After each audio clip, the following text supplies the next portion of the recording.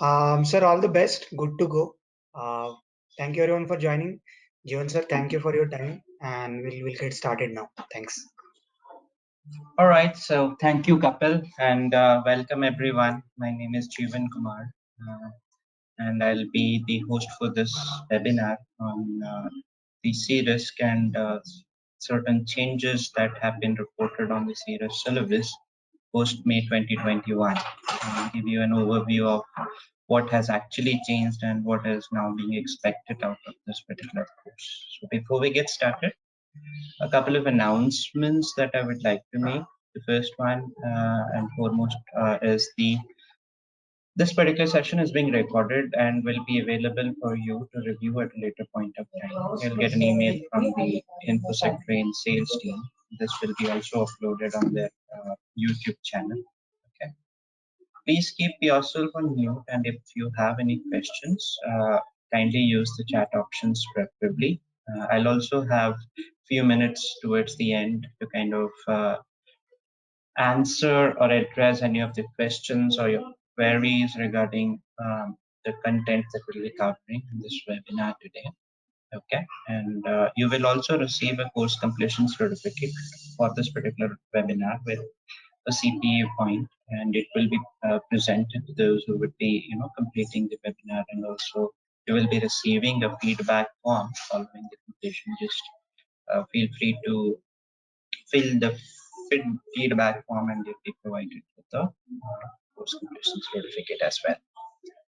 Having stated that, let's get started. So this is about what is actually new in the CRISC syllabus 2021. And before we get started, a quick introduction about InfosecTrain. This organization is established in 2016, and we are one of the finest security and technology training and consulting company. We have a wide range of professional training programs, certifications, and consulting services in the IT and security domain. And we also provide high quality technical services, certifications, or customized training programs, which are curated with professionals over 15 years of combined experience in this particular domain. So that was a brief about the InfosecTrain. So we have been endorsed by ISACA and valued partners as well. Apart from that, we have 4+ years of service in the industry, and we have a strength of around 70+ pool of trainers, and we offer more than 150 courses. We also partner with corporate organizations to deliver courses for them as well. And we have trained over 15,000+ professionals, and most of them have successfully passed multiple ISACA and ISC squared and Microsoft and other vendor-related certifications as well. And you would find our trusted clients to be among one of the finest one in the industry as well. So this is basically a brief about the industrial partners that we have basically partnered with to kind of deliver certain trainings. All right. So why do we go with the InfosecTrain? We basically offer you flexible modes of training. You can have a one-on-one training. You can have a group training. Basically, depending upon your preferences, you will be provided a lot of training materials as a part of the curriculum. You will be having access to recorded sessions for a duration of 6 months following the completion of the course as well. And at any point in time, you will definitely find your trainer to be kind of assisting you to answer any queries or questions even after the completion of the session in a proactive manner. So all those areas are being appropriately covered. So what is that we are planning to cover today? So we'll discuss about the CRISC exam, what exactly it is all about, what are the areas of focus, the exam design and requirements, who actually needs CRISC and what are the benefits. And I'll also share my experience about the approach to kind of take into this particular exam. Okay. So, quick introduction about myself. My name is Jeevan Kumar, and I have close to 10 plus years in the industry as an auditor. And I have been associated with InfosecTrain for close to 3 plus years now. And I have been delivering a lot of trainings on their behalf, like CSSP, CISA, CSP, CRISC, ECS, etc. So that is basically a brief introduction about myself. But let's go into the cream of the discussion that we have lined up for today. Okay. So CRISC basically is a certification offered by ISACA, and it is one of the most globally accepted and recognized certifications. So basically, if you have been in the fields of IT governance or IT security or IT leadership or IT risk management kind of professions, or in any of the IT professions, but you would like to kind of have an understanding around how basically risk in individual IT departments gets translated towards the enterprise is something that is being part of this curriculum that is being offered by ISACA, and it kind of is testament of the fact that you do have the required skill sets that you can deliver and show it to your prospective employers, that you can understand what risk is all about, how the IT as a risk component basically relates to the global or an enterprise risk from an organization standpoint. And it also addresses the need for the professionals who basically understands both technology and how to kind of implement and align effective risk management and control frameworks with the enterprise goals. Okay. So basically this exam consists of a lot of task and knowledge statements. I'll show you in a brief moment around how those task and knowledge statements looks like. um, um, Having stated that, this is kind of a brief introduction around what is being offered as a part of the serious curriculum. Okay, so basically, before May 2021, ISACA had the old syllabus of serious. Basically, they kind of had the entire curriculum designed around the life cycle of the risk management, right from the phase where you identify your risk. Basically, you develop what you would call a set of risk scenarios and the actions that precedes that, like vulnerability assessments, threat assessments, asset inventory management, etc. And all of those areas are combined into the development of what you would typically call as a risk scenario. Okay, so following the risk scenario development exercise is completed, they were subjected to an assessment where basically um, the components within the risk scenarios, which are like your the data belonging to your asset, the data belonging to your identified threats are nothing but your negative events that would be affecting your organizations, like say for an example a malware attack, or like that of a natural calamity like that of a COVID-19, etc. So you will basically identify a list of threats, and then you will identify the weaknesses within your organization, which are typically called as vulnerability in a technical term, and tie these three components together and develop what you would call as a risk scenario. And once you develop a list of risk scenarios, then you will have to identify certain dynamic parameters related to it, like um, the dynamic parameters are broadly grouped into two sections, which one of them will be your likelihood and the other one would be your impact. So the likelihood of a threat basically going out and exploiting a weakness or a vulnerability that you have within your environment is something that you will need to be addressing, and impact is the damage potential once the threat exploits a vulnerability. So once you combine these risk scenarios, which you will be identifying in the phase one, then you kind of add it with these dynamic parameters via multiple different approaches can be used for that, like a quantitative approach or a qualitative approach. with the objective of identifying this likelihood and impact together. And that is what you would typically do in an ideal risk assessment kind of exercise there. Okay, so the first domain in the legacy syllabus was dedicated towards understanding the exercise of developing these risk scenarios, while the second domain was largely inclined towards understanding these dynamic parameters and adding those attributes towards those risk scenarios which you will develop. So basically, it also allows you to kind of consider the existing security safeguards or countermeasures or controls that you have already in place within your organization while doing these likelihood and impact analysis. So this is what you would typically do in an IT risk assessment. So once you identify these data points like the risk scenarios and the likelihood and impact, then this third phase triggers wherein you basically start identifying the ways in which you can start treating these risks.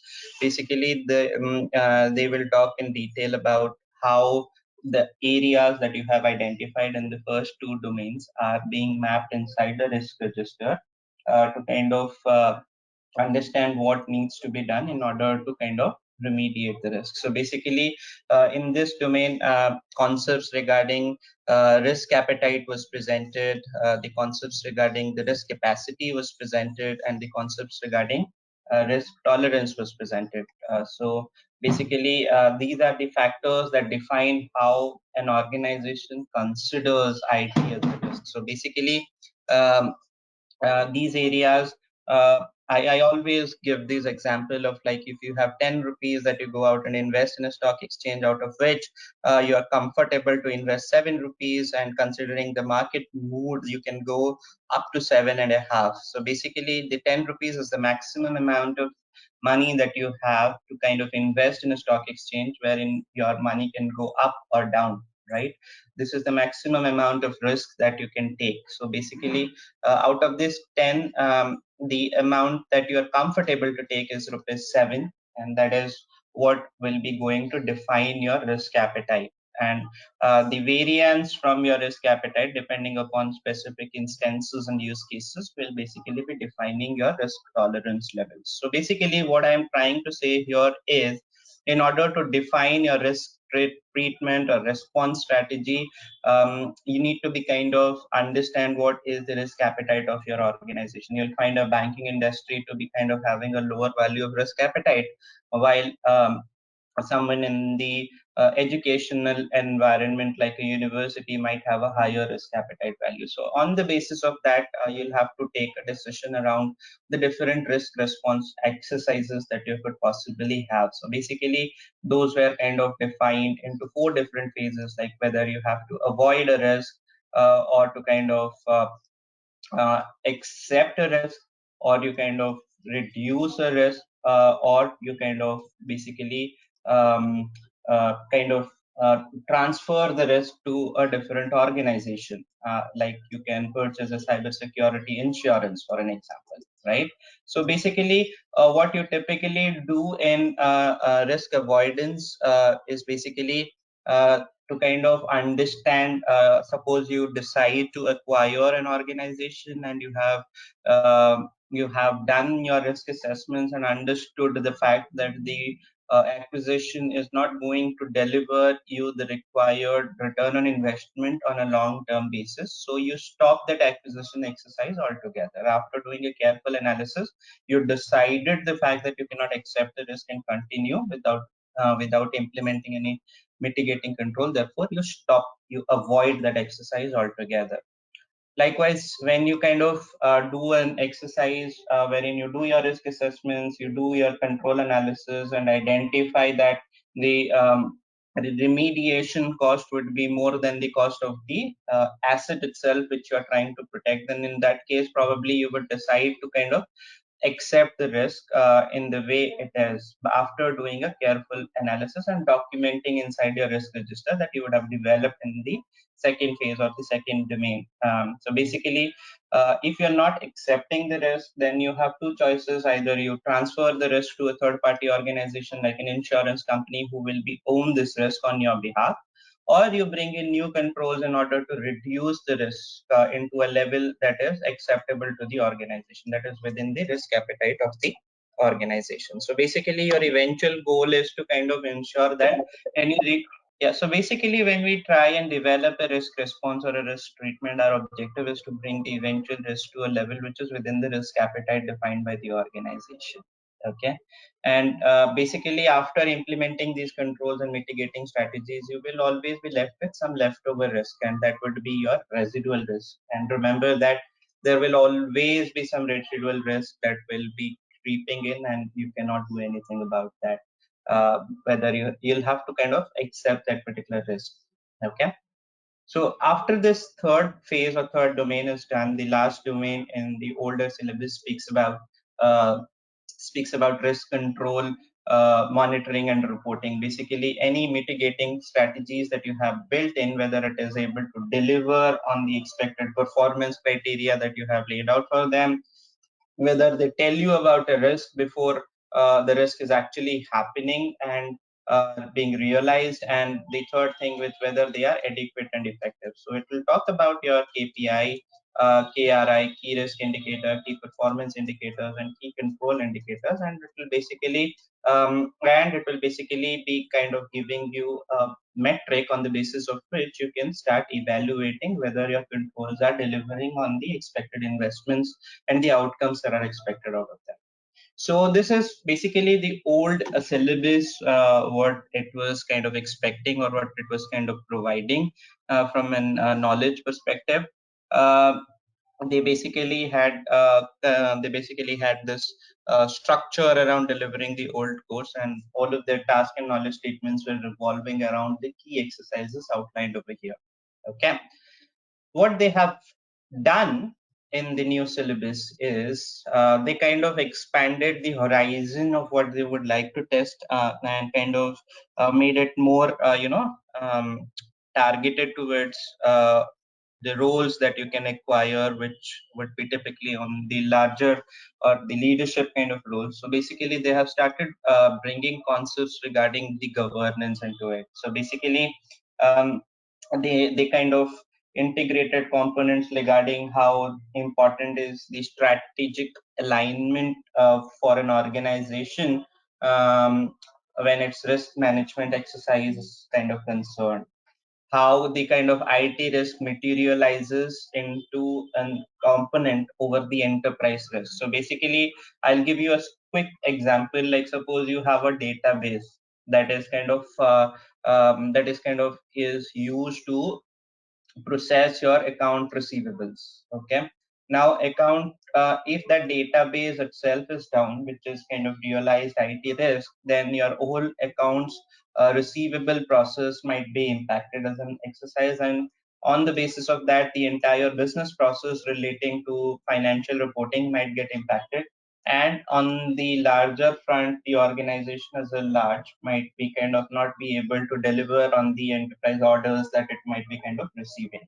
So, as you can see, how the IT risk kind of translate itself into the enterprise risk. So that is something that they have tried to bring in to kind of give a flavor of the um, translation of an IT risk and its emergence and integration with the larger picture.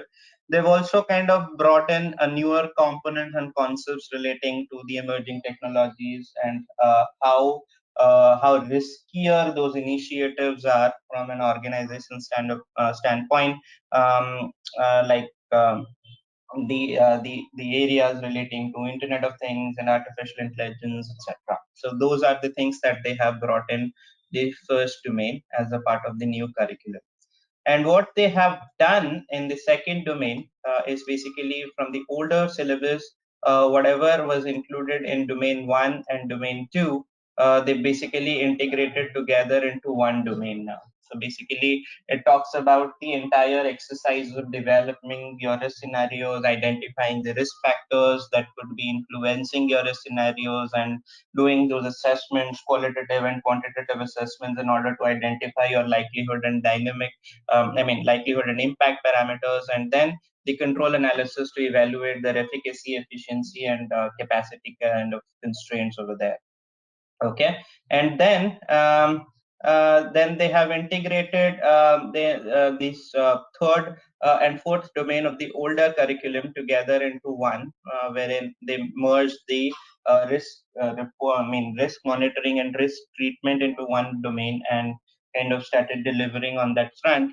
And they have kind of also brought in area relating to IT security, and IT security is something um, that they would like to kind of ensure that you have a basic understanding around the IT security controls, the ones surrounding to the access control, the concepts relating to the basic triad of information security around confidentiality, integrity, and availability, and what controls can be brought in to ensure that the organization is having the required availability addressed, the availability addressed, the integrity of the transactions are addressed, and the secrecy of the information that is being exchanged is addressed appropriately. So you'll learn a lot of things about encryption, you'll learn a lot of things about access controls, you'll learn a lot of things about entire asset lifecycle management. You'll understand a lot of things around some basic concepts around the network security, etc. But remember, having stated that, the exam and the way the questions are structured are not going to be kind of testing you on a specific technical control, or basically how the backend processes works on that particular technical control from a security standpoint, but it will be kind of testing you from a process oriented hat. So basically you will have to put on the hat of a risk practitioner and kind of take an approach like how you would basically be addressing that particular use case and requirement appropriately. So I'll run you through a couple of questions to kind of give you a flavor around how these questions are designed. So, or to kind of give you a first-hand experience around what you're kind of going to experience in the real exam as well in a few moments from now. But but this is what you will typically find the difference between the older and newer syllabus. ISACA have already published their CRM, the Certification Review Manual, as well as their question and answers database. Those are all available on ISACA's website. All you have to do is to create an account and search out for those training materials. As a part of this course, if you're doing with InfosecTrain, we'll also provide you with certain amount of documentation as a part of this course as well. And there is an interesting textbook available from Mr. Hemant Doshi as well around CRISC, and that is something that you can also get it at a discounted price from the vouchers that we'll be offering to you. So those are the benefits. But having stated that, this is the key changes that you will be finding on the exam front. You can now take this exam from the comfort of your home as well. Otherwise, if you do not have a good internet connectivity and uninterrupted power supply, you can go and appear this exam from Pearson Center as well. Okay, you will not get any time for breaks if you're taking the exam from a center. Okay, likewise you will not get any breaks if you are also taking it from the home as well. So the design is like it's like a multiple choice format. You'll have a question, four options, and one of them would be kind of correct. At the end of your exam, you will get to know whether you have passed or failed the exam, but you'll have to kind of wait for 10 days in order to get the official scorecard.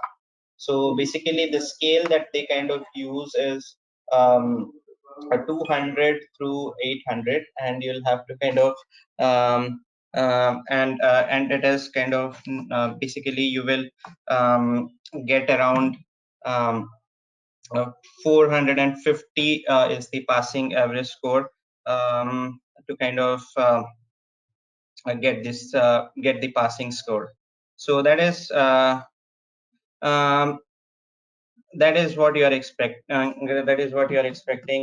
from this. Okay, along with that, along with that, you are uh, going to require like 5 years of relevant risk management experience, and you would also need an endorsement form from an existing CRISC professional in order to kind of complete the CRISC certification requirement. All in all, this exam would cost you around $575 if you have an ISACA membership, and close to US $760 if you are not having a membership. Okay.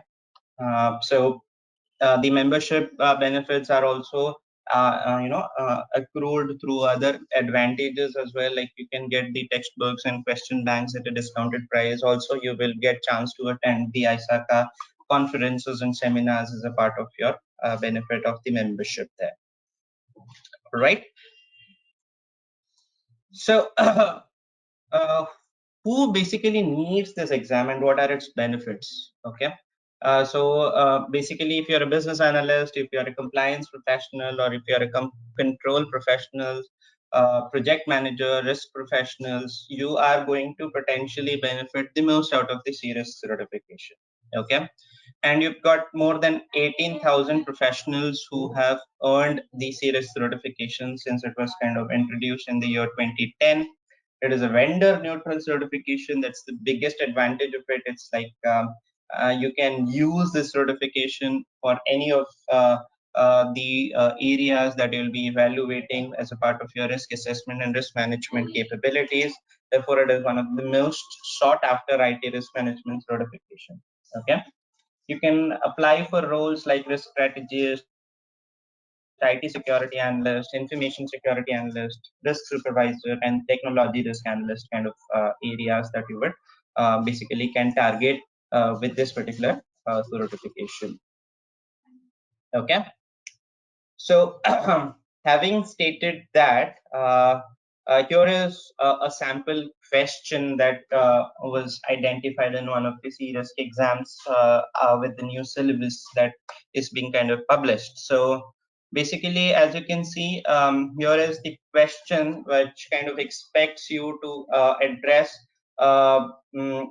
basically areas like what is the which of the following will have the most significant impact on the standard information security governance model. So in your exam, watch out for these keywords like most significant, least likely, most likely, or best out of the available choices. Almost 80% of your questions would be targeting these kind of keywords. So my mantra has always been to kind of take the question, read the question twice, read the options twice, and go back and read the question again, and then target your answers. So basically, if you have to take a structured approach, you need to analyze each individual option over here. So basically, if you take this particular question, let's start with the option B here. So complexity of the organizational structure. Okay.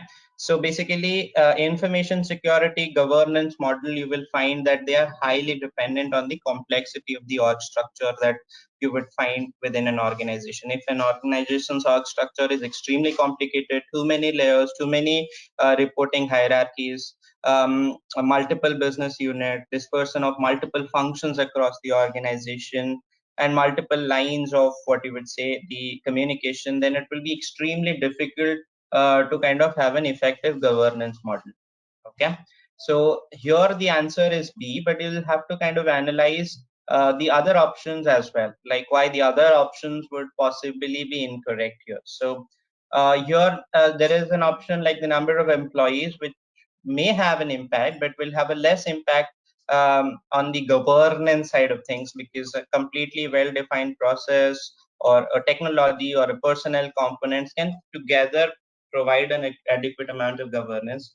Likewise, the cultural differences between physical locations is not correct, because cultural disparities between different physical locations will have a extremely limited impact on the information security governance model, because of the well-defined processes, technology, and the personnel components which can basically combine together to kind of give appropriate governance.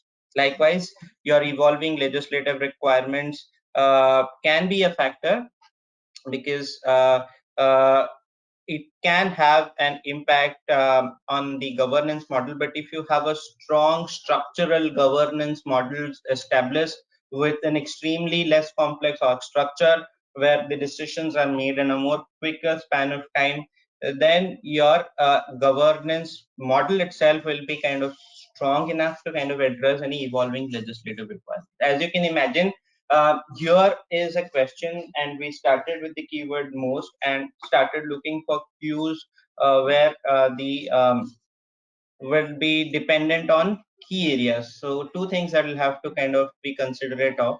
First is the keyword most, okay, and the second keyword is a comprehensive risk inventory there, okay. So you'll have to analyze each option, okay. So let's start with the option C. Just randomly I'm checking. Asset classification. Now this will be an incorrect option because give the risk assessment, one can kind of understand what are the asset classification requirements. So with the risk assessment you can understand what are the asset classification requirement, but the latter does not trigger a comprehensive risk assessment. So with the risk assessment you can know what are the classification requirements, but it will not work the other way around. So the information security policy, the option A would not be correct because information security policies may change whenever a risk assessment indicates deficiencies at the level of security policies. However, changes to the security policies would not usually trigger a risk assessment. Likewise, your business environment, now business environment D as in delta is the correct answer here, because the changes in the business environment because of increasing threats, increasing weaknesses or vulnerabilities or changes in the information asset deployment will basically be triggering a comprehensive periodic risk assessment based on the different policies can be modified. However, risk assessment is not necessarily performed because policy changes are made on top of them. Okay. So the right answer for this question is 4, or D as in Delta, which is the business environment. Okay. So requiring authentication when the USB device, when trying to connect a USB device, is not correct, because authentication is basically the act of verifying the identity of a user or a system or a service. Authentication will basically be required to be coupled with an identification or an identity claim and the delivery of the access privileges by itself. Authentication alone is not a strong measure and is not one of the best controls. Okay. And the second thing, prohibition of the employees from copying the data to the USB devices is not correct, because it is a directive control. It's kind of an administrative control enforced using a policy, extremely difficult or challenging to enforce security measures.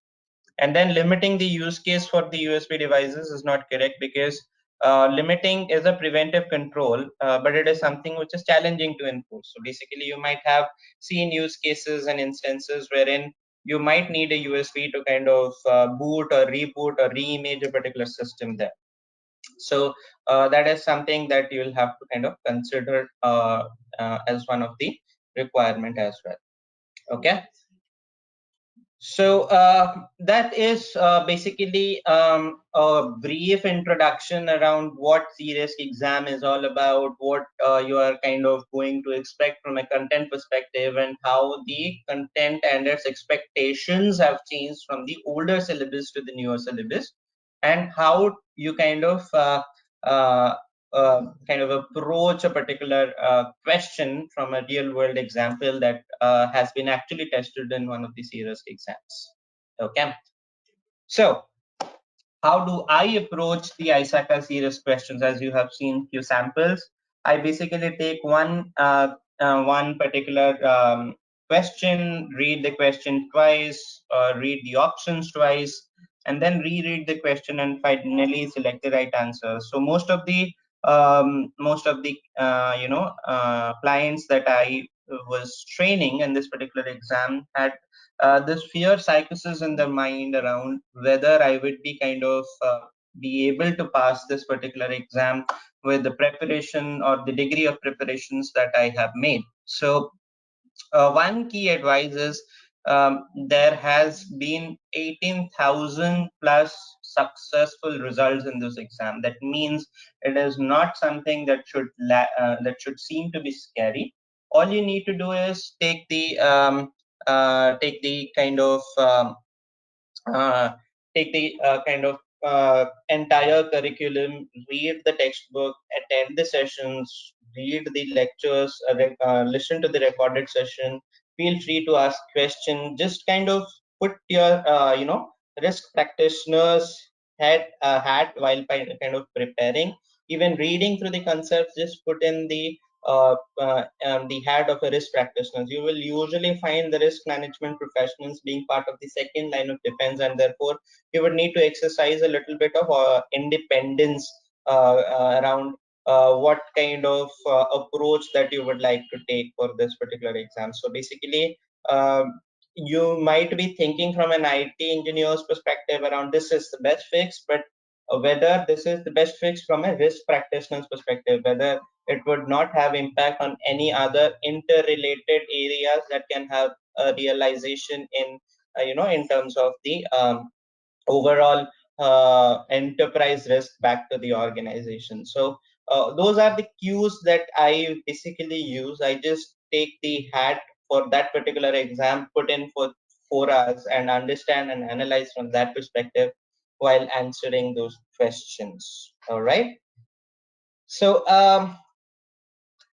so that is about this particular webinar. And going forward, if you plan to attend our course on behalf of InfosecTrain, you might probably find me as one of the instructor as well.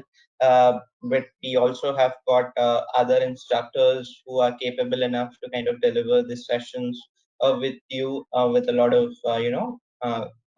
and we will be able to give you the required confidence to go out and take this particular exam. So you will be provided with 32 hours of live training.